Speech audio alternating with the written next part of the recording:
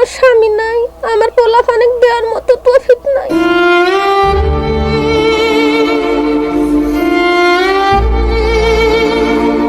একজন সাধারণ মানুষের অসাধারণ হয়ে ওঠার পেছনে থাকে জীবন সংগ্রামের কঠিন গল্প। তেমনই এক গল্প সিরাজগঞ্জ সদর উপজেলার সোনগাছা ইউনিয়নের পারপাচিল গ্রামের লাইলি বেগমের। নিম্ন মধ্যবিত্ত পরিবারে জন্ম নেওয়া লাইলি বেগমের বিয়ে হয় 25 বছর আগে শ্রমিক নজরুল ইসলামের সঙ্গে। সংসারে আসে এক মেয়ে ও 2 ছেলে। অভাবের মাঝেও কোনো মতে চলছিল তাদের জীবন। কিন্তু নাসিরের জন্মের পর যমুনা নদীর ভাঙনে ঘরবাড়ি বিলীন হয়ে যায়। নদীর তীরে ভাঙাচুরা ঘরে আশ্রয় নেন তারা। এরই মধ্যে স্বামী নজরুল ইসলাম ব্রেইন স্ট্রোকে মারা গেলে লাইলি বেগমের মাথায় নেমে আসে চরম বিপর্যয়। আজ থেকে 25 বছর ধরে বিয়ে হয়েছে, 3টা বাচ্চা হয়েছে, একটা মেয়ে, 2 ছেলে। আমার স্বামী নেবারের কাজ করছে, সংসার ভালোভাবেই চলছে। হঠাৎ করে একদিন স্ট্রোক করছে।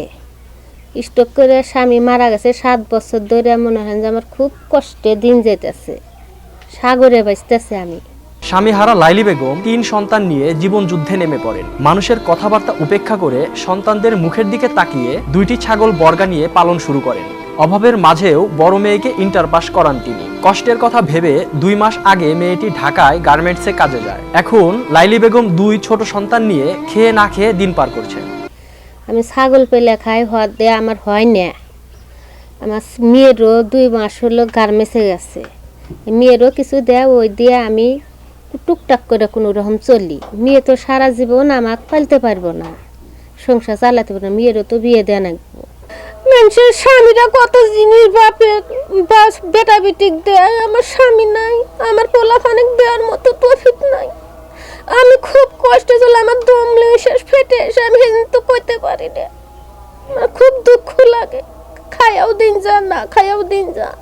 অনেক কষ্ট করে ছলগুনে আমি মনে হয় যে মানুষ করতেছি।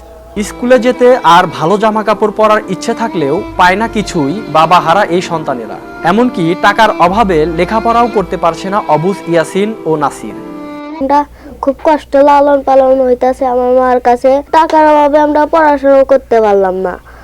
মানুষের বাচ্চা কত সদাই খায়, আমরা সদাই খাইতে পারি না টাকার অভাবে। আমরা কেউ যদি টাকা পয়সা দেয় তবে সদাই খাইতে পারি না, না নাই। এদের মতো অসহায় পরিবার এলাকায় আর নেই। শিশুদের মুখের দিকে তাকিয়ে সরকার বা দানশীলদের সহযোগিতা কামনা করছেন এলাকাবাসী। যে আশপাশের মানুষ আর বাপে কিছু সাহায্য করে, এইসবে আল্লাহ তাক দিন কোনো মতো আল্লাহ নিতেছে আর কি। খুব কষ্ট দিন নিতেছে। সবার কাছে দাবি কি থাকবো, আমাদের গরিব মানুষ আমরা, একটু সহযোগিতা করলে আমরা একটু খুশি হইতাম। তো 2টা ছাগল মানুষের থেকে বাঘ নিয়ে তাই দিয়ে চলে, 3টে পোলাপান না, খুব কঠিন অবস্থা। সরকার যদি তাকে সাহায্য করে তাতে আমরা পাড়াপতি বা এলাকার বাসী আমরা খুব খুশি হতাম। জীবনের কঠিন বাস্তবতায় হার না মানা লাইলি বেগম আজও লড়ছেন সন্তানদের বাঁচিয়ে রাখার জন্য। জাকারিয়া হোসেন, জনতার কণ্ঠ।